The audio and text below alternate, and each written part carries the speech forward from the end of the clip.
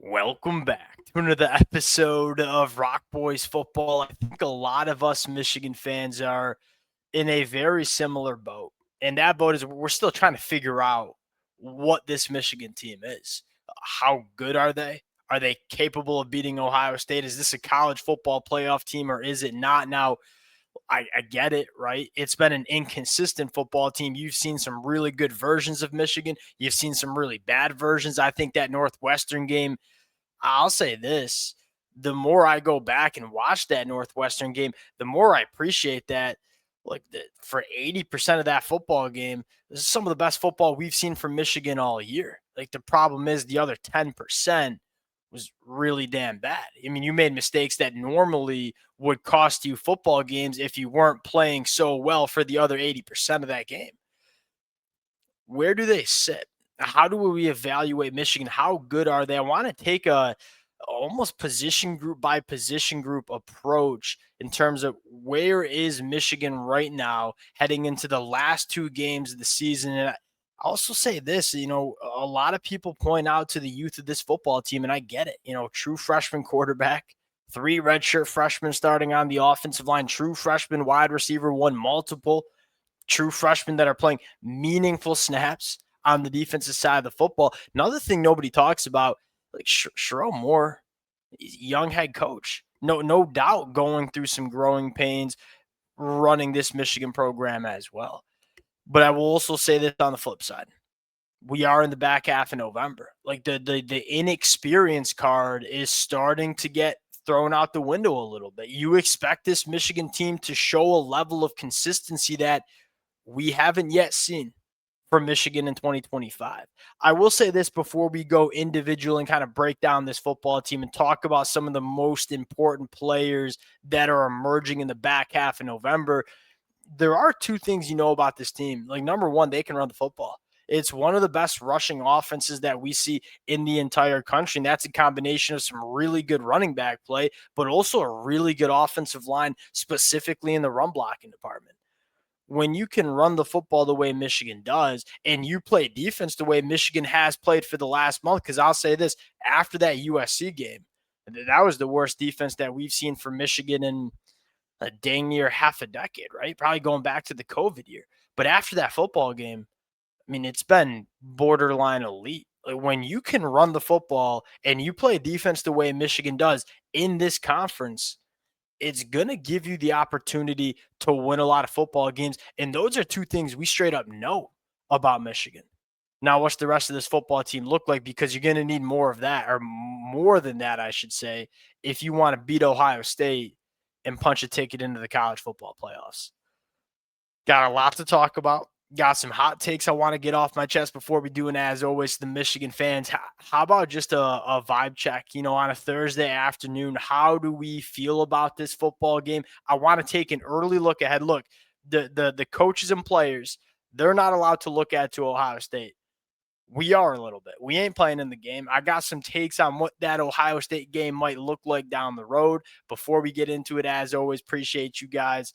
Let it fly in the comment section. Been a blast talking this team. If y'all do enjoy the content, consider subscribing to the channel. Without further ado, let's get into it. Now, let's start with where Bryce is. There were versions of Bryce Underwood in that football game specifically to start the game. He starts the game 9 of 10 for over 100 yards. Looked awesome. And here are two things that I really appreciate that we saw from Bryce. Look, I'm not all that surprised with the really flashy throws, right? We know this kid can make those kind of throws. That's the reason he had 5 stars next to his name. That's the reason why he's a true freshman starter. I thought you saw some other developments for him. How about the velocity on the football?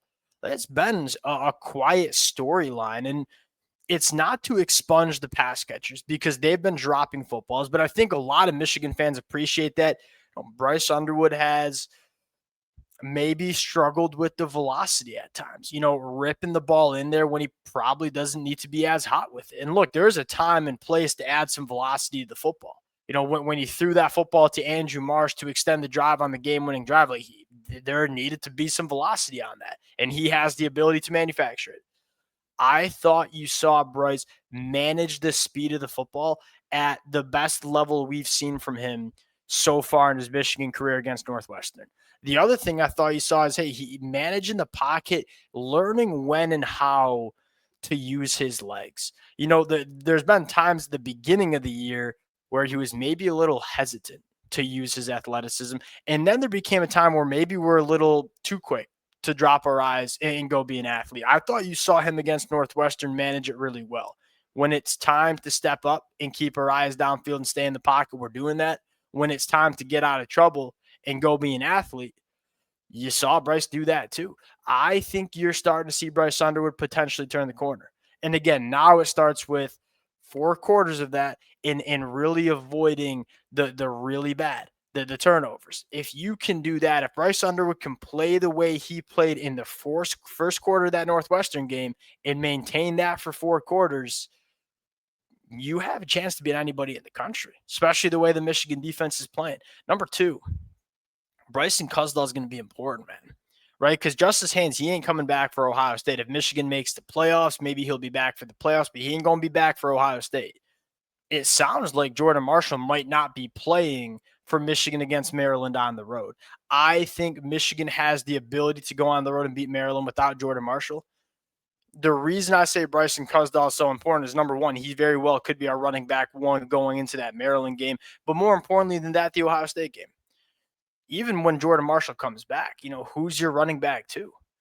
Bryson Cusdall. Bryson Cusdall probably going to take 8 to 10 carries in that Ohio State game as well. Probably play 15 to 20 snaps.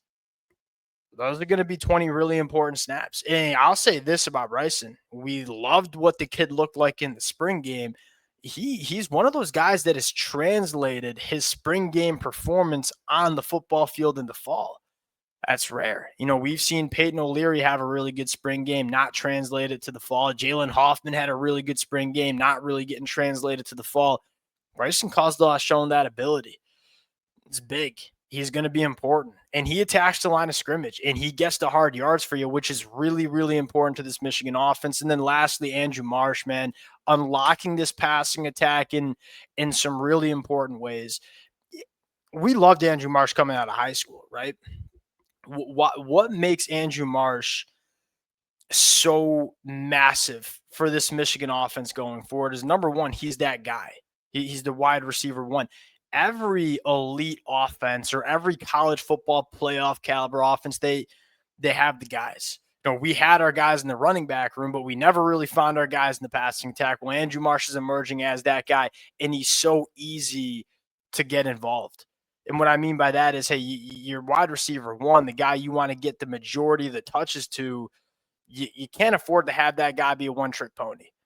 Andrew Marsh is not that. He can beat you in all 3 ways. There are 3 ways we like to see wide receivers win. Number 1, can you make contested catches, combat catches? Andrew Marsh, really, really good ball skills, really good physicality at the catch point. We've seen that consistently. Number 2, very, very crafty route runner. He can beat man coverage with his route running ability, knows how to find soft spots in the zone and find green grass. Hey, the most important job for a wide receiver, manufacture space, get open for your quarterback. Andrew Marsh has shown that ability. Here's the thing that I did not know we were going to get from Andrew Marsh. And really the only question mark I had for this kid coming out of high school is, hey, how dynamic is he when he gets the ball in space? Can he give you that dynamic yards after the catch ability? You're starting to see that from Andrew Marsh too. And so you're looking at all the ways you can get him involved. Hey, he can route anybody up. He can find space. He can make contested catches in the red zone. Really good if you just want to give him the football and some bubble screens and give it to him in space and let him do the rest. You got a wide receiver 1 that can win in a lot of different ways. That's easy to get involved. That ideally will, number 1, make Bryce Underwood more comfortable running this offense. 9 of Andrew Marsh's 12 catches moved the chains for a first down. That's big. Like those money downs, Bryce Underwood has his guy, and Andrew Marsh knows how to get open. Really big for Bryce Underwood's development. Is it going to unlock Donovan McCulley? Is it going to unlock the tight ends? Now that Andrew Marsh might get that red Sharpie treatment, like there was really nobody that was getting the red Sharpie treatment 2 weeks ago, 3 weeks ago. Now that might be Andrew Marsh, does that give Donovan McCulley some opportunities to get some ideal matchups? Maybe. And then the offensive line evaluation. it's probably the biggest point of contention with me and a lot of other Michigan fans. I feel like there are a lot of Michigan fans that are still remembering what this unit looked like against Oklahoma, which there's a couple of things to note. Is like, number one, you went on the road week too early in the season with a freshman quarterback, and you saw Michigan just try to bang their head against the wall. We're going to try to run the football on the best rushing defense in the country. You look up at Oklahoma end of year November, it's the number one rushing defense in the country. They're sacking the quarterback nearly 12% of dropbacks. That's number two in the country. Turns out maybe that wasn't Michigan's offensive line. Maybe that's a really, really good Oklahoma defense that Michigan just tried to run into loaded boxes with. Because ever since that game, this offensive line's been, in my opinion, really, really good. Emerging as a train. Look, you don't run the football as a top 5, top 10 rushing attack in the country without a good offensive line. And it's only getting better, especially in the run game. In pass protection, a little inconsistent. I think that's fair. And I think that the inconsistencies show up with dealing with stunts in games, dealing with second level blitzes, which makes sense when you say, all right, it's a true freshman quarterback that's trying to get some things right in the protection side of things. You got 3 redshirt freshmen on the offensive line that are still trying to get their feet wet.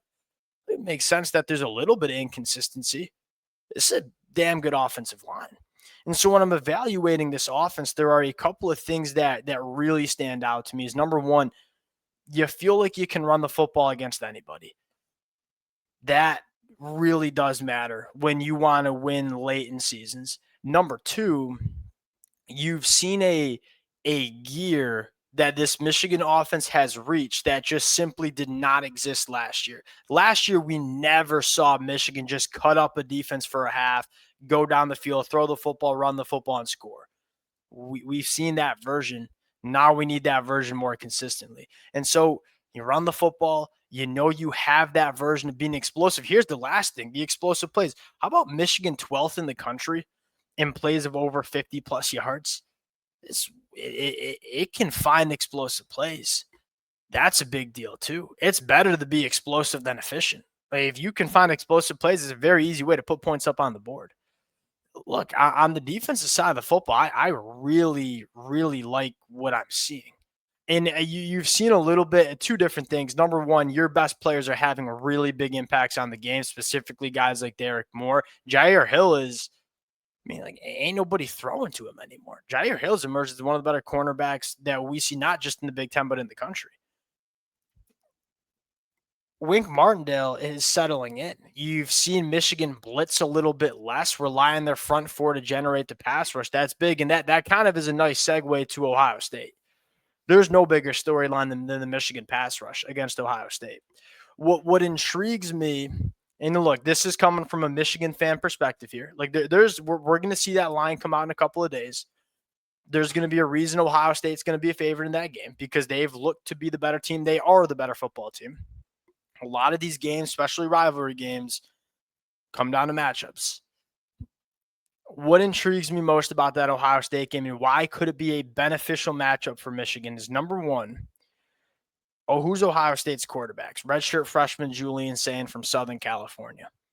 As the weather starts to turn, as it gets a little bit cold, as it gets a little bit wet, as it gets a little bit windy up here in the Midwest,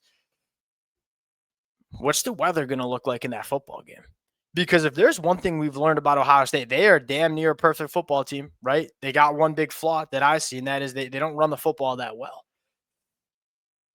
Do we trust Julian Sayin, who's probably never thrown the football in ugly, sloppy conditions, to throw the football in that environment? That is question number one. Number two is, what's Michigan's ability to get after the passer? Because we have not seen Ohio State play a ton of teams that really can get after them.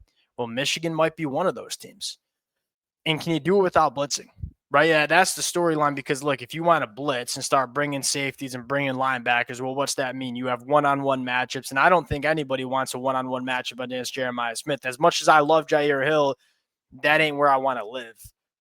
Can you impact Julian Sayin, who is a shorter quarterback? He's a less athletic quarterback than Will Howard. Can you impact them with your front four and allocate 2 safeties high and give Ohio State some problems throwing the football? It's the one big bugaboo for Ohio State is that I don't know if they can run the football on the road against Michigan. And so you talk about Julian Sayin dropping back 40 plus times, crowd environment, maybe some ugly conditions could favor Michigan. Then you look at Michigan's offense and say, hey, that's the best defense in the country, Ohio State. Ain't no pushback there.